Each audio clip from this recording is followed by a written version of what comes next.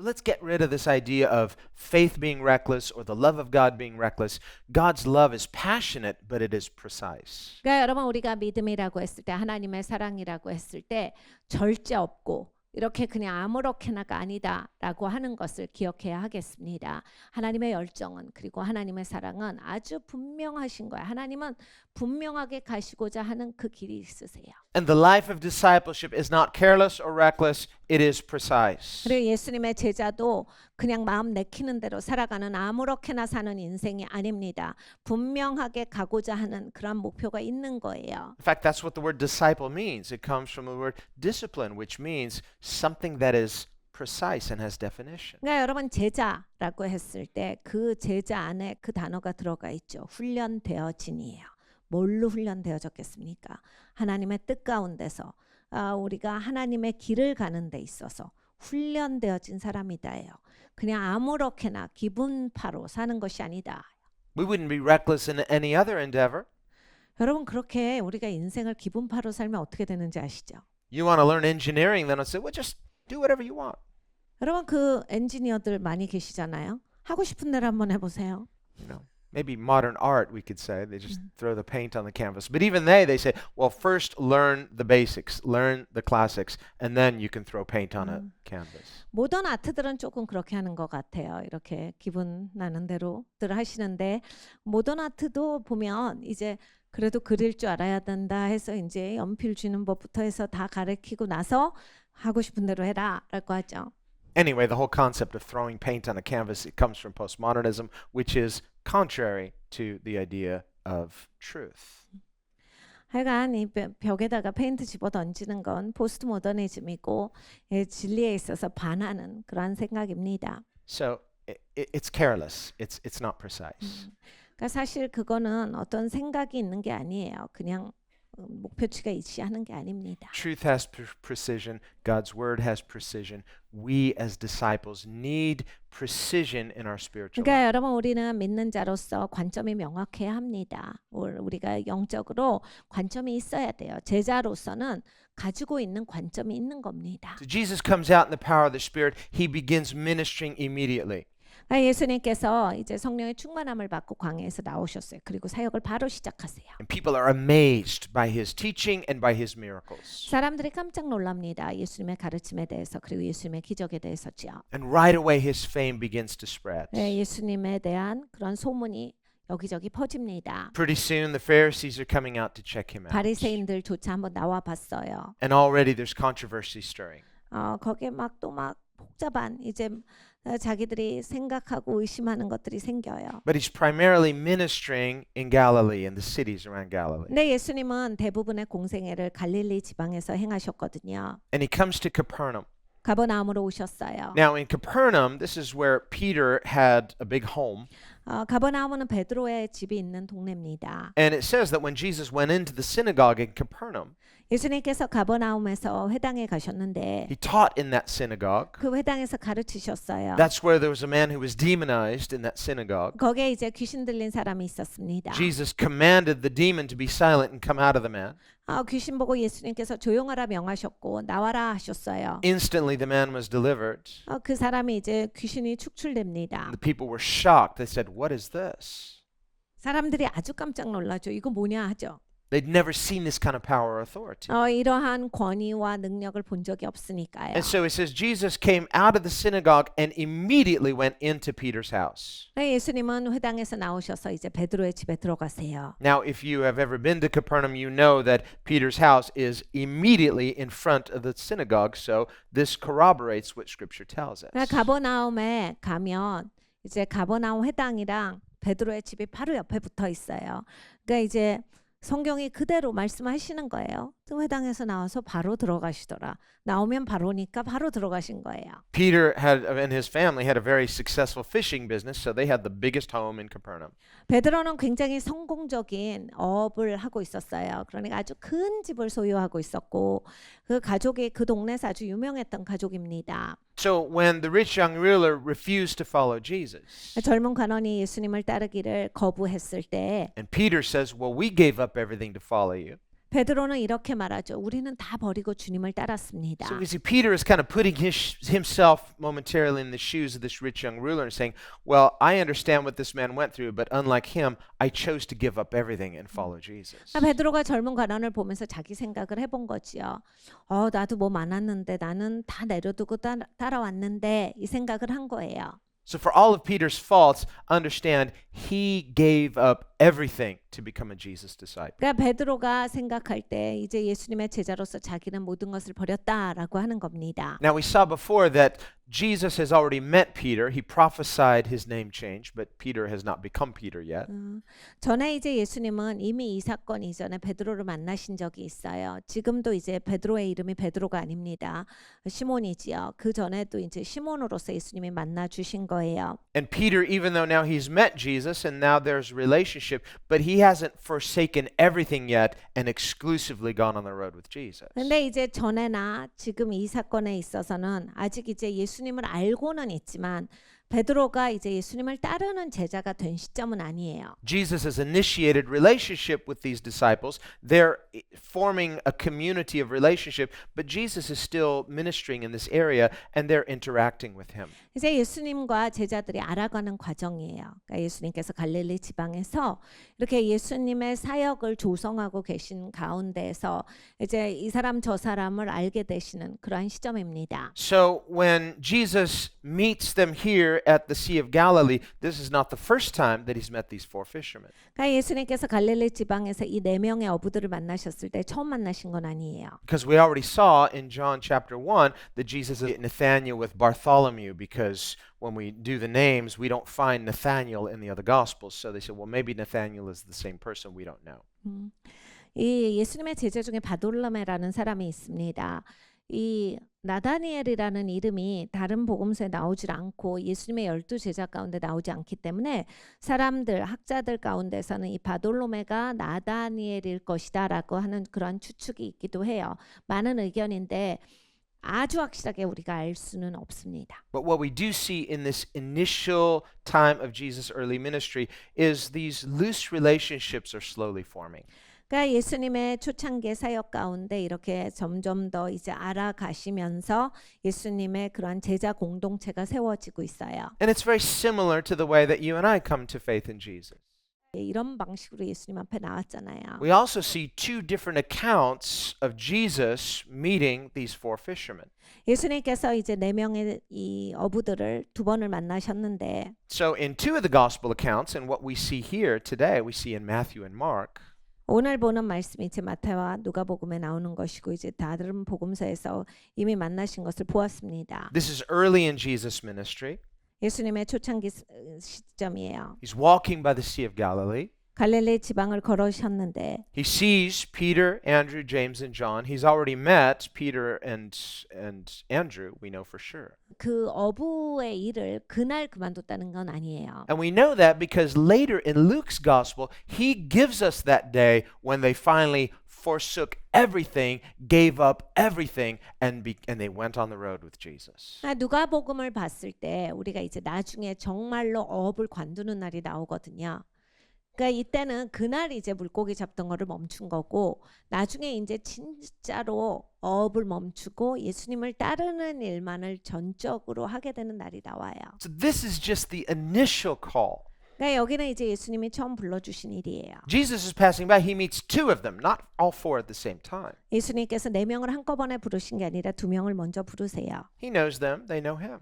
서로 아는 관계였고. He says, hey guys, let's go. Put those nets down. Follow me. Let's go. Where are we going? Come and see. 야 이리 와봐 가자. 어디요? 와서 봐. 그러고 데리고 가신 거예요. So they left it. They followed Jesus that day. 그리고 그날 저들은 이제 다 내려두고 예수님을 따랐어요. And so this is the invitation to relationship with Jesus. 예수님께로 이제 초대를 해주신 거예요. They still don't know enough about Jesus to just say, we're just going to step into this mystical faith journey and give up everything with no information. No, they follow Jesus based on the little information they have. 그러니까 이들이 막 미스터리적으로 예수님에 대해서 아무것도 모르는데 어떤 기운을 느껴서 따라간 게 아니라 예수님과 교제가 있었고 예수님을 아는 사람들이었어요. 그리고 그 아는 관계 안에서 예수님을 따라갑니다. So what we see then is that faith is not a leap of faith. 그러니까 여러분 우리는 이 말씀을 보면요. 믿음이 그냥 무작정 믿는 게 아니다라는 것이 굉장히 명확해요. We say, well, I just don't know enough about God. I don't know enough about the Gospels, but I just feel guilty if I just don't take this leap in the dark. No, faith is not a leap in the dark. 그러니까 이렇게 신앙생활을 하시는 분들이 있어요. 하나님 잘 모르고 말씀 잘 모르는데 안 믿으면 큰일 날 것 같아갖고 일단 믿고 보자. 저는 이러고 살고 있습니다. That's reckless. 그게 이제 아무렇게나 신앙생활 하시는 거예요. Faith is not a leap in the dark. Faith is a step in the light. 그러니까 여러분 믿음이라고 하는 것은 빛 가운데로 들어가는 거지. 그렇게 컴컴한데 그냥 아무렇게나 들이대고 보자. 이건 아닌 거예요. Jesus said, the person in darkness doesn't know where he's going. 예수님이 분명히 말씀하셨어요. 야, 어둠 가운데 있는데 어디로 가는지 자기가 어떻게 알겠어? How can you have faith if you don't have information? 여러분 정보가 없는데 뭘 믿어요? Paul says in Romans 10, how can they believe unless someone preaches to them the information of the gospel? 로마서 10장에 바울이 말합니다. 아니 복음을 가르쳐 주지를 않는데 저들이 어떻게 그걸 알겠어? 가르쳐 줘야 알지. So when unbelievers have honest questions, they don't just say, well, don't ask questions, just believe. 그러니까 여러분 잘 이제 모르시는 분들이 막 질문하잖아. 기독교에 대해서, 성경에 대해서. 아 질문하지 말고 무조건 믿고 그 다음에 이제 그러면 알게 된다. 뭐 이렇게 하지 마시고 설명을 잘 해주세요. Believe what? 그럼 뭘 믿으라고 하는 건데요? Just believe. 그냥 믿으라고. It's illogical, it's irrational.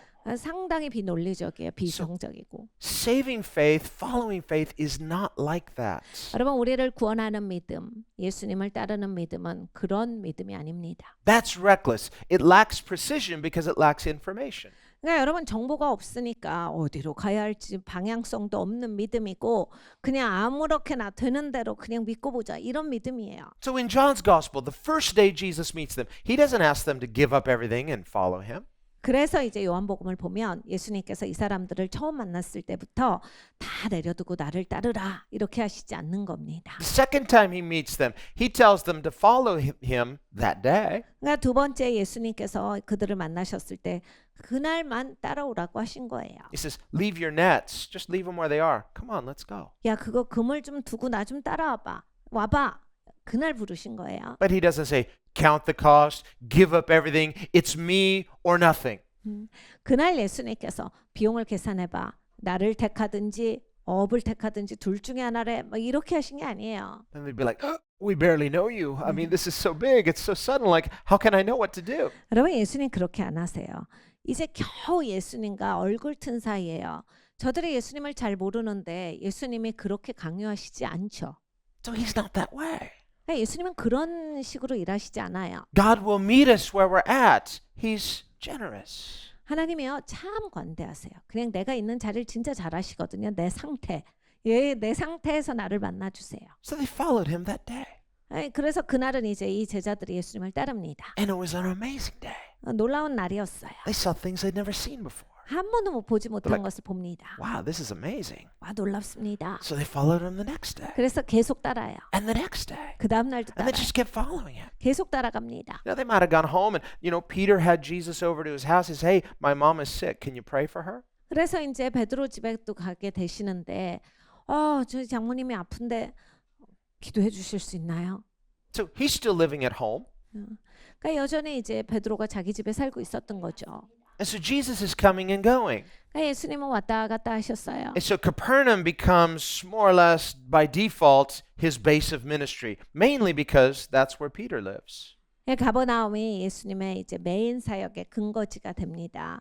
베드로가 그곳에 또 살고 있었기 때문이에요. Later, he's there in Peter's home. There's so many people that want to get in that it's impossible to get into the house. 나중에 이제 한 번은 예수님께서 베드로의 집에 계셨는데 너무 많은 사람들이 들어오고자 했어요. 다 못 들어옵니다. And so they tore the roof off to let the guy down so that Jesus could heal him. 그래서 이제 너무 많은 사람들이 있어서 어떤 그 중풍병자의 친구들이 자기 친구 낫게 하고 싶어가지고 남의 지붕을 뚫고 그 친구를 예수님 앞에 내려놓는 그 사건이 생깁니다. So that was right there in Capernaum in Peter's home.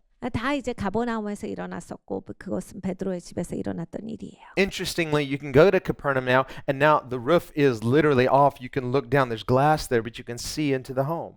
지금 이제 이스라엘에 가면 재미있는 것이 이 베드로의 집에 위에 이제 팔각정 같은 게 세워졌어요. 그리고 가운데를 이제 유리로 만들어놔서 아래를 바라볼 수 있게 해놨어요. 그러니까 그 중풍병자에 내려갔던 그런 느낌으로써 아래를 바라보실 수가 있습니다. So you can kind of imagine what it would have looked like from the perspective of the friends that stood there and lowered their friend down into Peter's home.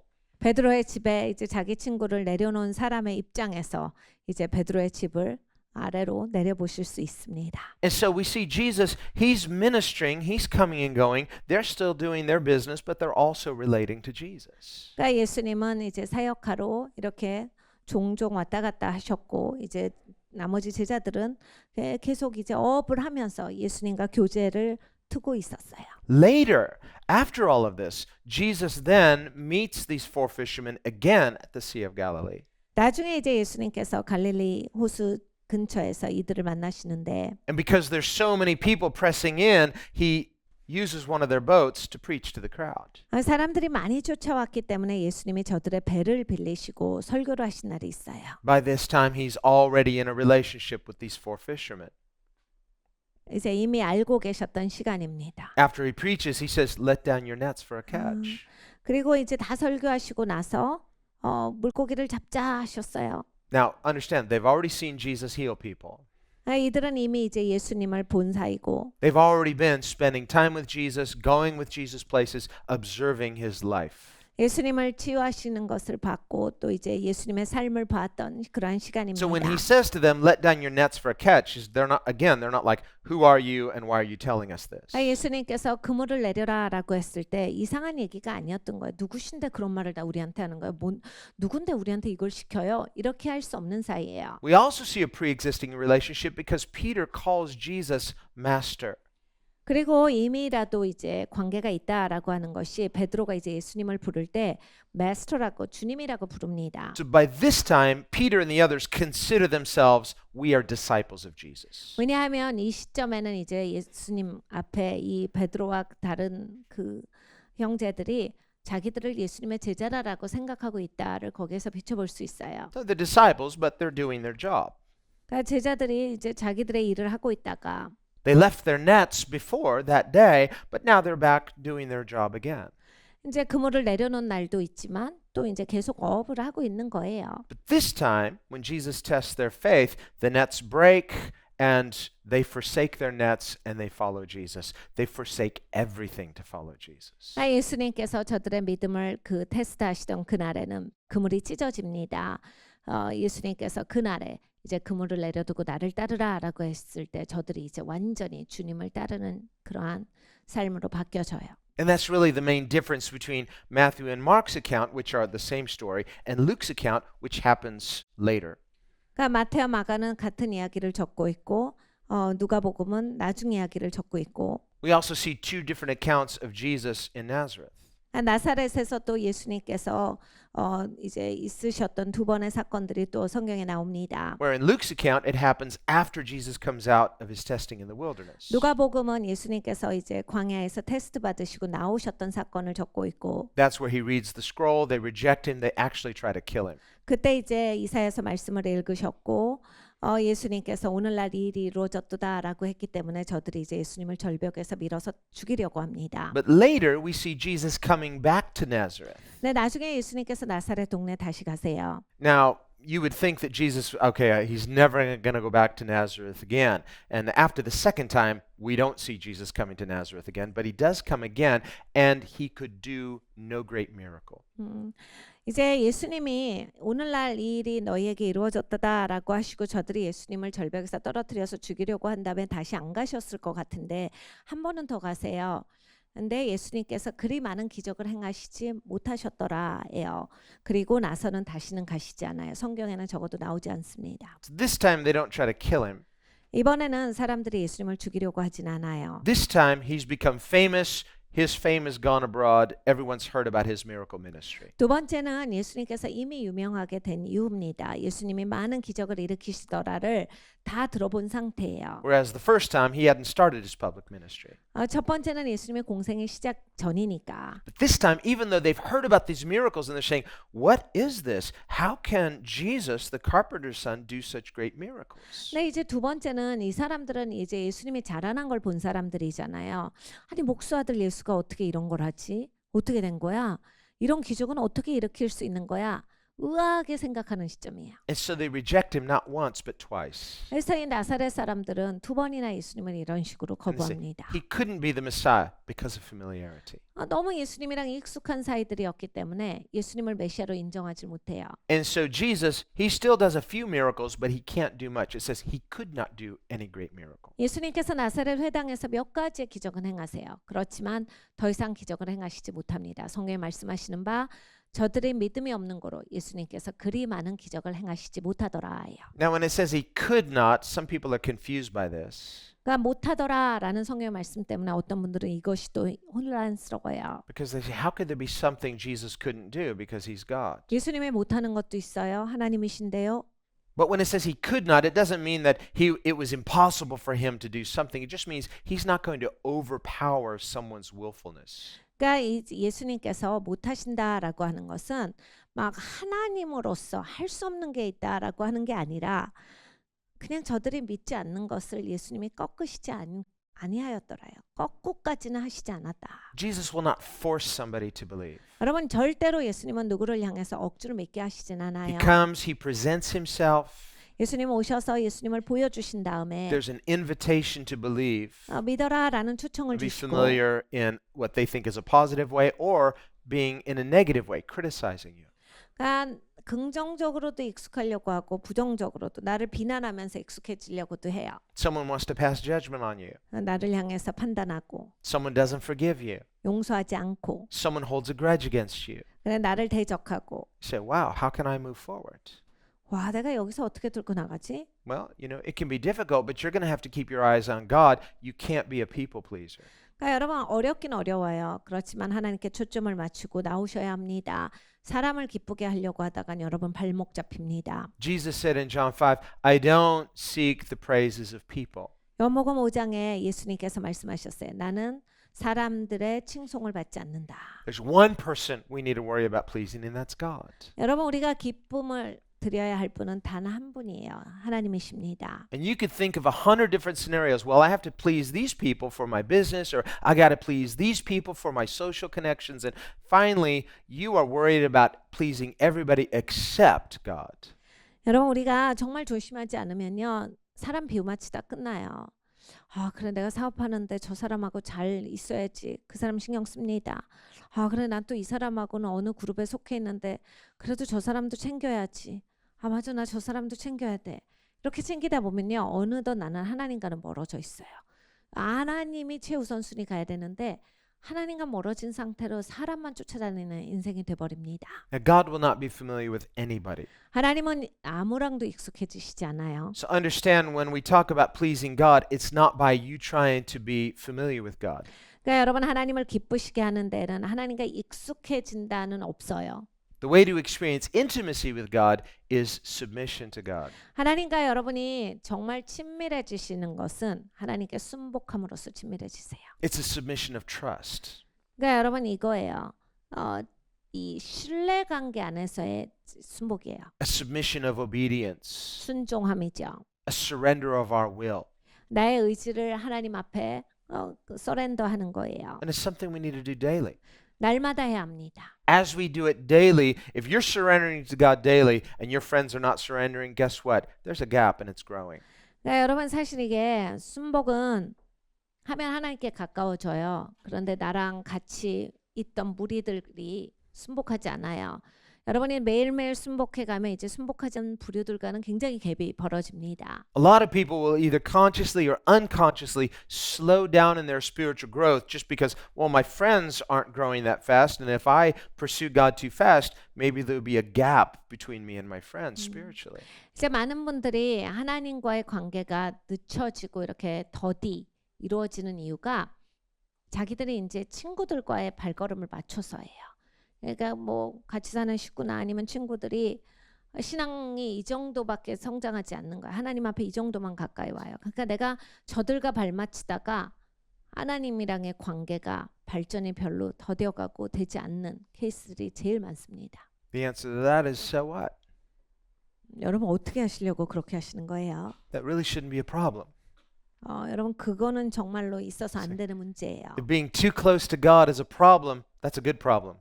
하나님께 가까우신 게 정말로 좋은 겁니다. 이것이 만약 문제가 된다면 이건 좋은 문제예요. You know, and if you're worried about being lonely, don't worry. God will give you new friends. 여러분 그러다가 외로울까 봐요. 괜찮은 거예요. 하나님이 다른 친구를 주실 겁니다.